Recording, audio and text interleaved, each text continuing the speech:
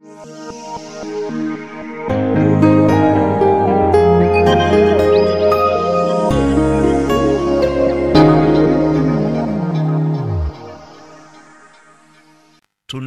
Mungu kwa neema yake kubwa. Ametufadhili katika mwezi wa 3 wote. Baraka yake imekuwa pamoja nasi, mkono wake umetembea na sisi, na tunamtazamia katika mwezi wa 4 atatembea pamoja nasi na kutufunika. Siku za mwezi wa 4 zitakuwa heri, zitakuwa baraka, na ni maombi yetu kwamba Mungu aende pamoja nawe, afunike hatua zako zikawe heri, zikawe baraka.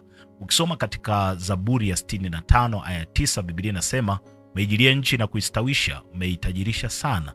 Mto wa Mungu umejaa maji, wawaruzuku watu nafaka, maana ndiwe uitengenezaye ardhi. Nasi tunakuombea mbele za Bwana, neema ya Mungu iwe juu yako. Mungu akujilie kazini kwako, shambani kwako, kwenye mabanda ya mifugo. Mungu akupe kustawi. Neema yake iwe juu yako na nguvu yake ifunike kila hatua ambayo anakupa kuipiga katika mwezi wa 4. Lakini kama neno linavyosema ya kwamba mto wa Mungu umejaa maji, waruzuku watu nafaka, maana ndiwe utengenezaye ardhi, basi Mungu akuruzuku katika maisha yako. Milango ya nyumba yako isikose chakula, usikose maji, usikose mavazi mazuri ya kuvika mwili wako, usikose mafuta. Mungu akupe fedha mkononi, na Mungu akujalie malango ya nyumba yawe na amani pia. Fadhili zake ziwe juu yako, atembee pamoja nawe, akufunike hatua zako ziwe hatua za heri. Mungu akujilie katika kila eneo ambalo unakwenda kuliwajibikia katika mwezi wa 4, na fadhili zake zitembee pamoja nawe. Na tuombe. Bwana Yesu, ninakuadhimisha, ninakutukuza. Asante kwa kuwa wewe ni mwaminifu na wa haki. Asante kwa ajili ya neno hili la kututia moyo. Na Bwana, umjilie mtumishi wako huyu, kamfunike kwa damu yako. Kampe kustawi katika hatua zake zote unazompa kupiga katika mwezi wa 4.